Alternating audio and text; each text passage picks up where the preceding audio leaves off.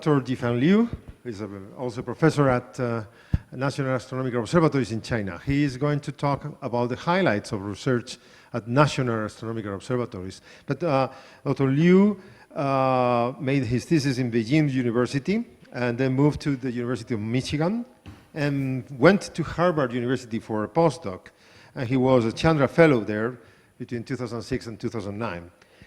He is now principal investigator at the National Astronomical Observatories of China, and he is also the chair of the School of Astronomy and Space Sciences at the University of Chinese Academy of Sciences.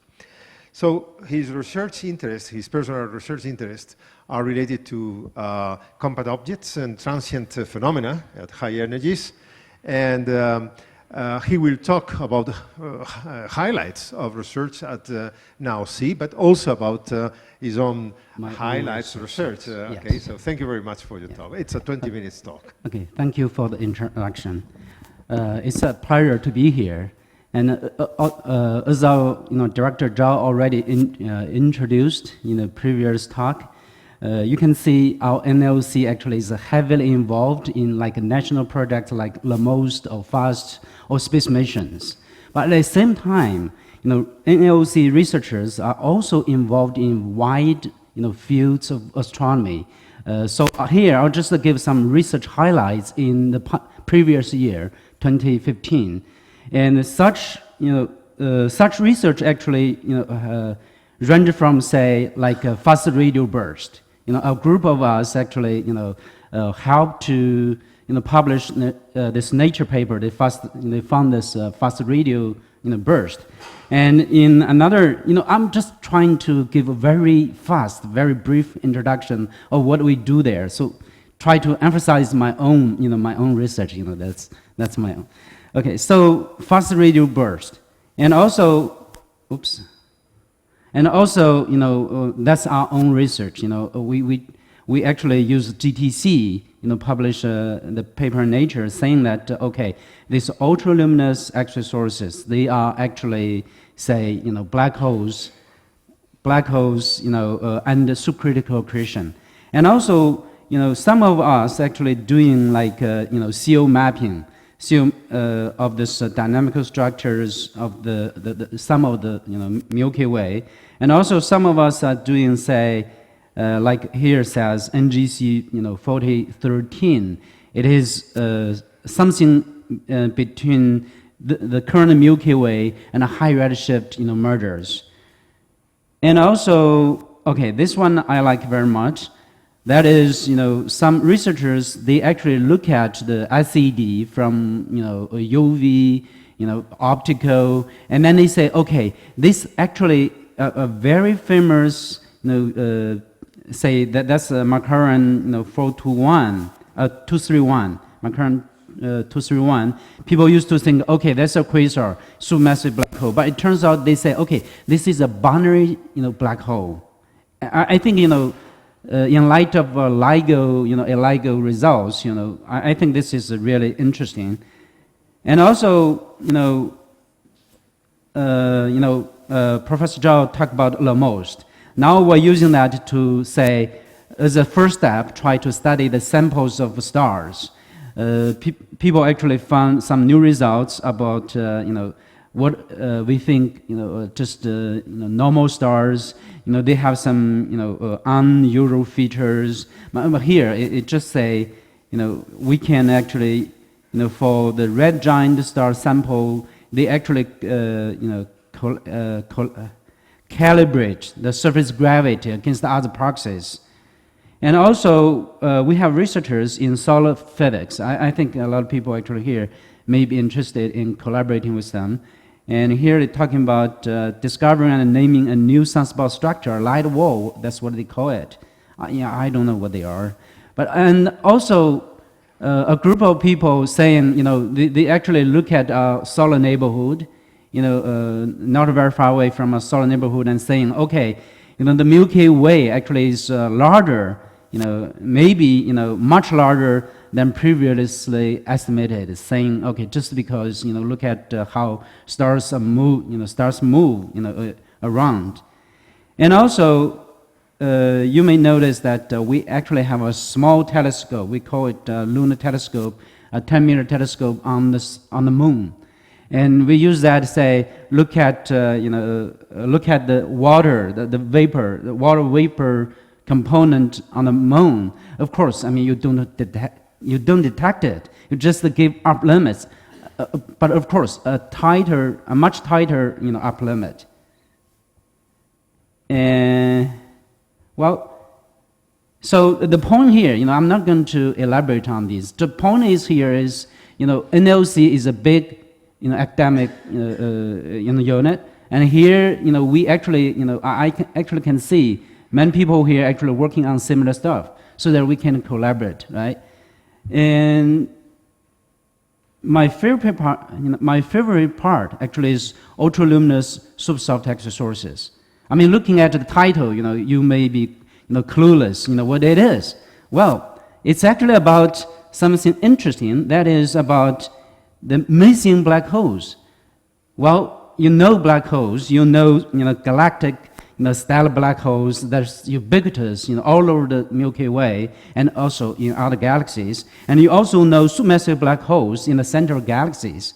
And you can see, the mass range, they're kind of bimodal, something missing in between. I mean, aesthetically not beautiful, I would say. So that's why people actually try to look for the missing intermediate mass black holes. They look at it, in the center of global clusters, no conclusive evidence.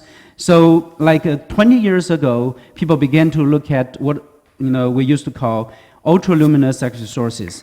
These sources are really, really bright as compared to our own X-ray binaries in our own Milky Way, because look at them, their luminosity is something like 10 to 39 to 10 to 42 per second.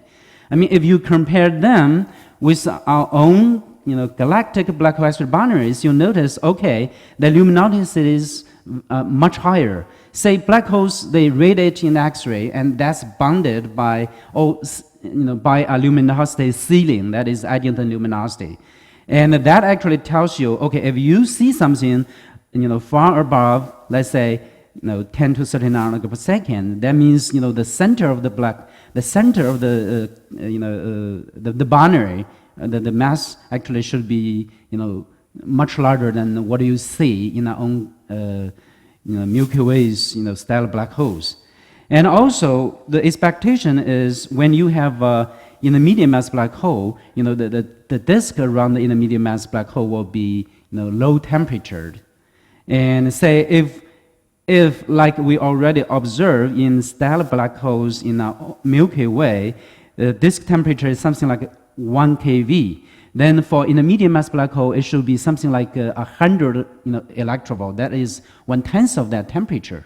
And indeed, I mean, at the first, at early stage of ULX studying, and we really found that, if you look at X-ray spectra of a ULX, it can be decomposed into a hard, parallel component plus a cool accretion disk at say 0.1 keV. That 0.1 keV disk is exactly what you expect for intermediate mass black hole. But later on, people, think, okay, the hard parallel component there actually should come from a corona, and that should reprocess the X-ray light from the accretion disk. So that means what you see, the soft, low temperature accretion disk is not really accretion disk around the intermediate mass black hole because the presence of the hard component. So, the study, like 10 years ago, that just, people stopped there thinking, what happened? I mean, because, you think that's the evidence for intermediate black hole, but it's not clean because you had a hard component there. So back then, so we thought about, how can we resolve this? So our solution, there are other people, actually, working the other ways, but our solution there, actually, we try to look for such sources without hard component. That is, we try to look at, ultraluminous X sources with only supersoft component, like a 0.1 keV disk. And we looked, we did a big survey, and then we found two. One of them actually is M101 ULX-1, another is M81 ULS-1. So we did, very comprehensive studies, with, X-ray and also with optical spectroscopy on these two sources. What do we get? Okay, the first one is M101 ULX-1, it's that, circle there.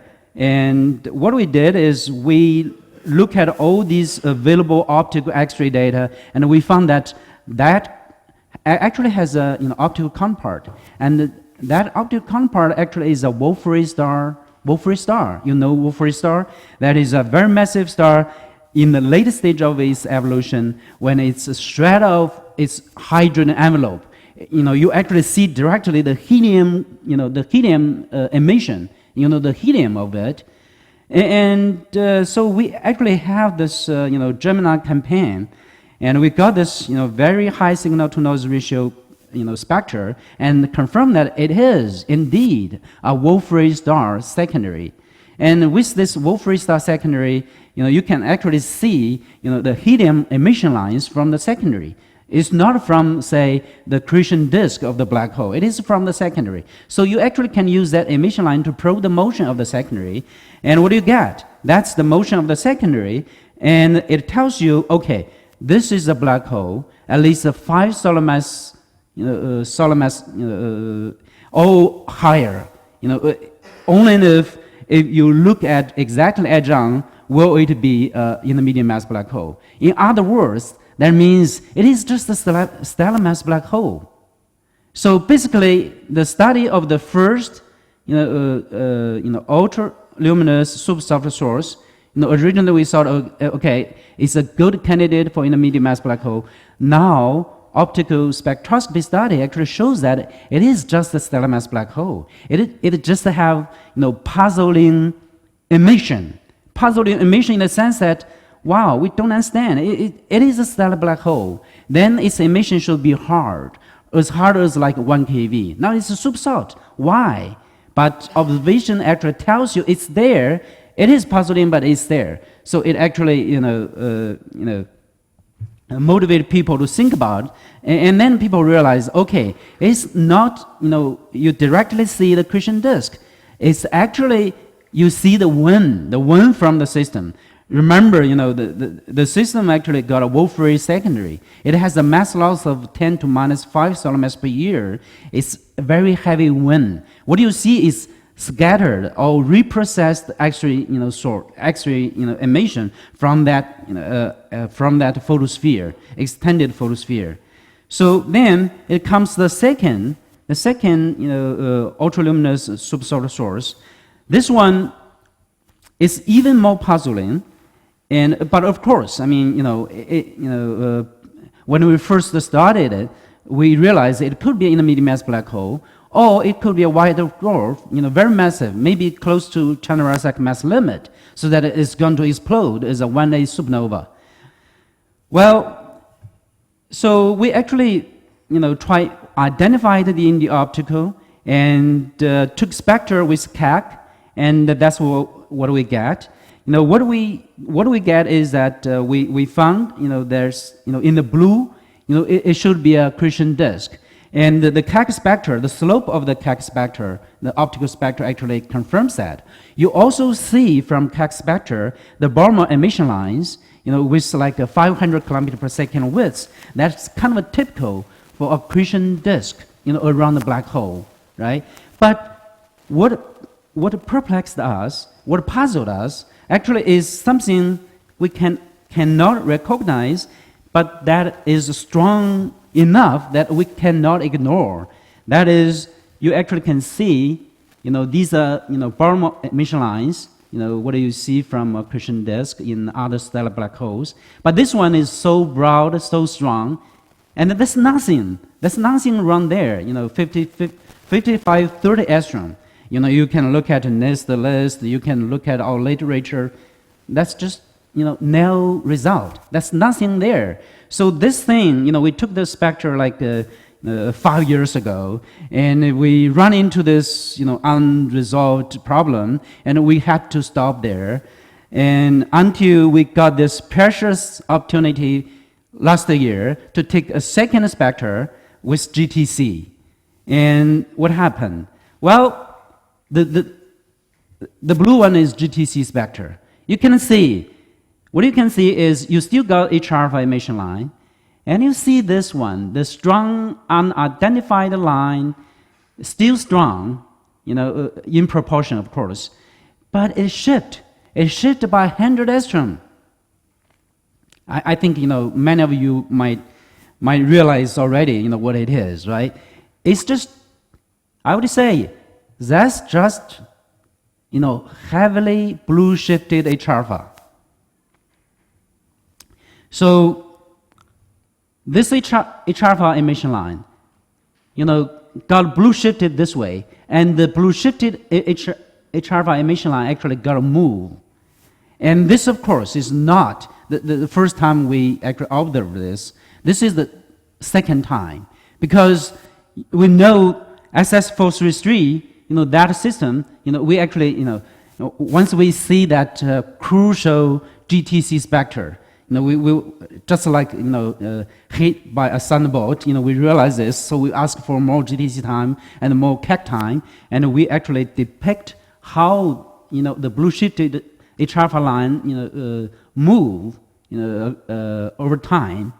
And this actually resembles SS433, that, exotic system that has educated astronomy for like more than 30 years, right? So basically it tells us it has a baryonic, relativistic jets coming at us, and that jet actually is precessing, so that the projected velocity actually change all the time. And well, of course, we only have 6 data points for this system in M101. I mean, SS433 actually in our own galaxy very close. So you actually can observe that in a very intensive way. But the basic properties of these two systems are highly, similar. Say, the precession period. I mean, for SS433, it's like 164 days, and here we say we got a lower limit of 154 days. And also, the velocity, the intrinsic velocity of SS433, over the long time of monitoring, you actually can decompose that in an intrinsic velocity of like 26% of the speed of light. Here we say it's larger than 17% of the speed of light. So this is really, I would say a black hole instead of, say, a white dwarf, close to Chandrasekhar mass limit. Because, if you look at the jets, across all scales in astrophysics, you realize the speed of the jet actually is related to the escape velocity of that, compact object. So for a white dwarf, the escape velocity is something like 5,000 kilometers per second. That's exactly what you observe in 2 of the white dwarf systems. And here we got 50,000 kilometers per second. So that means, okay, this is not white dwarf, it's a black hole, and it cannot be in a medium mass black hole. It's just a stellar black hole. And also, so this is what we call microquasar, of course. Microquasar, we know a lot, 2 dozens of them. The thing is, this one is different from all other microquasars. All other microquasars is really hard in X-ray. If you look at the Chandra observation of the usual, we already know microquasars, you realize they're really, really hard. And this one is super soft. So it's actually saying, it's distinctly different from all other microquasars. So what's happening? Because say, if you look at the mechanisms, the scenarios of jets in other microquasars, you realize, okay, this is different because all other microquasars, when they have this, when they have this jet, you are in the state of, say, for a black hole binary, either it is in the low hard states, or in the very high states, or during transitions between hard and soft states. In whatever states, it's just above, say, 1 keV So it's different. I mean, if you, so basically what I'm saying is, this is actually tells you something different from what you usually see in our own Milky Way. What you usually see in our own Milky Way actually is like this, like this. You know, when you have accretion rates, you know, below Eddington rate, right? So below Eddington rate, you can have, say, quiescent state, low state, intermediate states, you know, thermal state, or very high states. All of them are just 1 keV or above, right? But then the accretion rate can be really, really high. That's the regime where we call it a subcritical accretion. I mean, people back in the 80s, you know, back in the 80s when people, you know, actually discovered SS433, they thought about subcritical accretion onto black holes. What can happen? Okay, they say, okay, you don't have a thin disk. You have a, you know, puffed up, you have a puffed up, thick disk like this. You got a funnel, this thick disk, gets supported by radiation pressure. So that's why they puff up. They're so thick. You get accretion. You get accretion, leaked out, from the funnel. So, and of course, I mean, recent numerical simulation, again, reproduce all these features. You get a funnel, in between. You get, thick disk. And also, they say you get, thick wind. And it happened that, last year when we made the discovery, and, theoretical people, they actually, predict that, in such a funnel, because the density is low, but is nonetheless not zero. You actually got plasma. So radiation pressure is so intense that it can squeeze it out up to like 20 or 30% of speed of light. That's exactly what we observed. We got this baryonic relativity jets. So basically what we're saying, okay, so where comes this supersoft emission? It is thick wind. You got the photosphere, so that's why you see this supersoft emission. Basically, what we observe, with GTC and CAC, and a black hole, a stellar black hole, and the subcritical accretion, it gets this thick wind. That's why you got a supersoft X-ray emission, and it also get squeezed out baryonic relativity jets. It's kind of a very vivid manifestation of such a theory, and of course, I mean, our results, discovery was like last year, and early this year, other people in other studies actually show that, yes, I mean, this is true. I mean, such kind of thing, ultraluminous catastrophes, actually are stellar black holes with very high speed, like 20% of speed of light, very high speed outflows. So, I mean, in light of this discovery, I mean, now we can see, we try to have we try to unify the scenarios for black hole X-ray boundaries, ultraluminous X-ray sources, and ultraluminous supersoft sources. They just, depending on accretion rates and inclination angle. In this, in this diagram, you can see they actually occupy different phase spaces.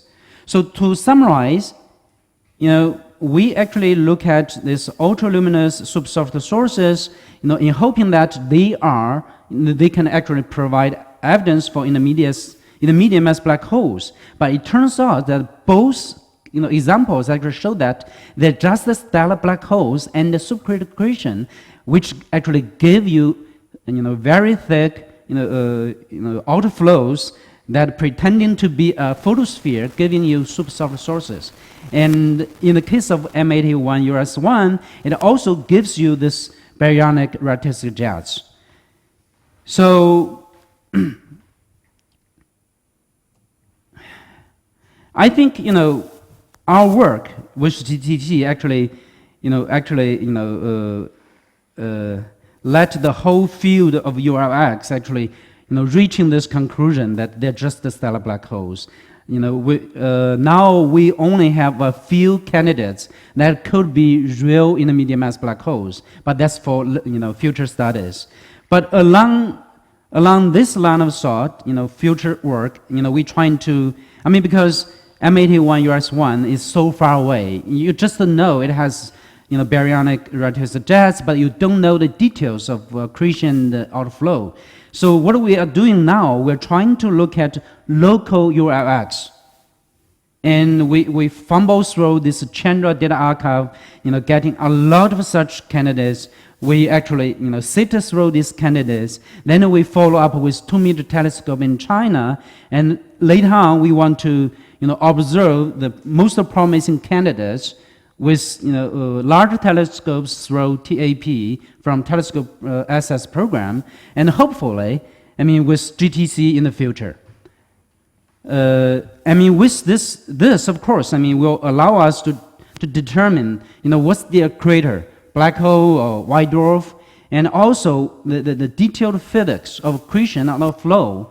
And in some cases, we can just determine, really, dynamically determine the mass of the black hole. And of course, what I'm talking here actually is just a small project. Possible project with GTC, but I hope this small project can serve as, say, a kickstart for long collaboration ahead between Chinese, astronomy community and the Spanish, community. Thank you.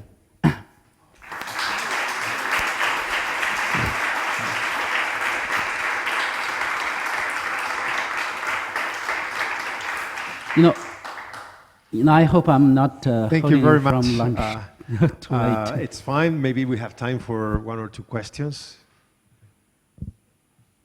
No questions about ultraluminous supersoft sources? Romano?